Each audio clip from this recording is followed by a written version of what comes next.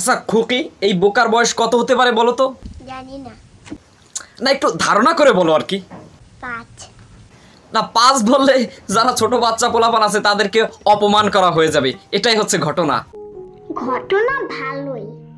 তোমাদের আজকের এপিসোডে এই জোভান তথা জোবানাকে বোকা বলার কারণ কি, আর কেনই বা তিনি বোকার চোখে বাংলাদেশকে দেখছেন, এটা নিয়ে আমরা একটা দারুণ ভিডিও দেখতে যাচ্ছি।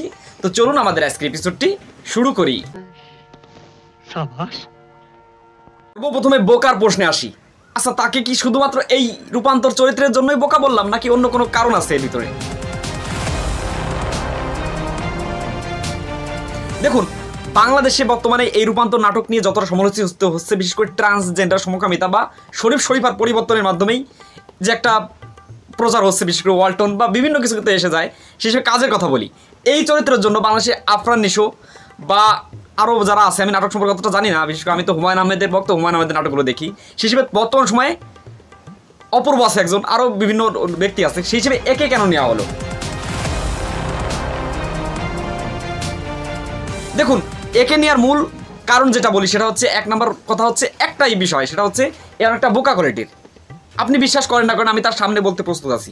বাংলাদেশে যে কজন বর্তমান আধুনিক নাটকে অভিনয় করছেন, এই যে ঠুসঠাস নাটকে, সেই হিসেবে এই জোভানকে দিয়ে কিন্তু বিভিন্ন ধরনের ওই কি বলবো, মানে থার্ড ক্লাসের যত সব নাটক তাকে দিয়ে করা হয়। সেই হিসেবে ভালো কোনো ক্লাসিক নাটক জোভানের অভিনয় আজ মতো আসেনি। সেই হিসেবে বর্তমান রূপান্তর নাটকে সে যেটা, এটা নিয়ে আমরা দারুণ সামনে একটা কথা বলবো, তারপর আমরা ভিডিওটি শেষ করবো, আপনারা সেটা না দেখে যাবেন না। এখন আমরা সেই প্রশ্নে আসি, সেটা হচ্ছে এই জোভান মাঝে আমাদের গ্রামের একজন, আমি যেখানকার কন্টেন্ট ক্রিয়েটার, এই এলাকার একজন ছোট্ট একটা অংশ বিশেষ অভিনয় করেছিল তার আমার বার্থডে নাকি আমার জন্মদিনের একটা নাটকে। সেখানে কিন্তু সে মানে এমন একটা বোকার কোয়ালিটির মানে চরিত্রে অভিনয় করেছে, মানে টাকার বিনিময়ে ঠোঁটে লিপস্টিক মারতে এরা রাজি আছে, বা ইসলামকে বা যে কোনো ধর্মীয় একটা অনুভূতিকে আঘাত দিতে এরা কখনো দ্বিধাবোধ করে না, এখন ক্ষমা যাচ্ছে। আরে ভাই, এটা কি সিম্পল বিষয়? আমি এখানে জোবান না বলে কোরবান বললাম, এটা একটা সিম্পল ভুল হতেই পারে, কিন্তু একটা নাটক সাজাতে, মেকিং, কাস্টমাইজ করতে কিন্তু প্রায় মাসখানেকের উপর সময় লেগে যায়, যদি সেটা ক্ষেত্র বিশেষে প্রয়োজন হয়। সেই হিসেবে বাংলাদেশের বোকা চরিত্রের মধ্যে একজন অন্যতম। সেই হিসেবে ফারুক আহমেদের কথা আপনি বলতে পারেন। তো ফারুক আহমেদ বোকা চরিত্রে কিন্তু দারুণ সব মেসেজ প্রদান করতেন সমাজে।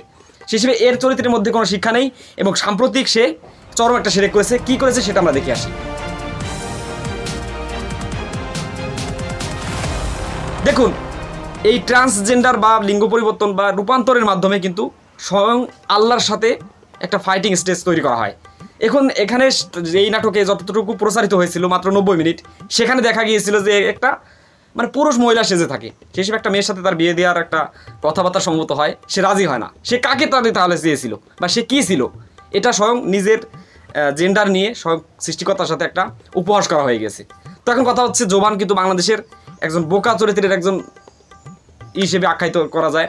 সেই হিসেবে এই ধরনের নাটক বাংলাদেশের মানুষ কখনো এই ধরনের বোকামি সহ্য করবে না, সেটা আপনারা এই বছর শুরুতে লক্ষ্য করেছেন। বিশেষ করে আসিম মাহতাব স্যার ওই যে শরীফের অধ্যায়টি ছিঁড়ে ফেলেছিল, 7ম শ্রেণীর বইতে ট্রান্সজেন্ডার নিয়ে যে একটা অপপ্রচার চালানো হয়েছিল, সেটা এখন দমে গিয়েছে। মানুষ এখন যথেষ্ট সচেতন, অন্যায়ের প্রতিবাদ চলবে, এবং এই ধরনের যারা অশ্লীল কাজকে আমাদের সামনে প্রমোট করছে তাদেরকে বয়কট করুন। এই বলে আমাদের আজকের এপিসোড শেষ করছি। আসসালামু আলাইকুম।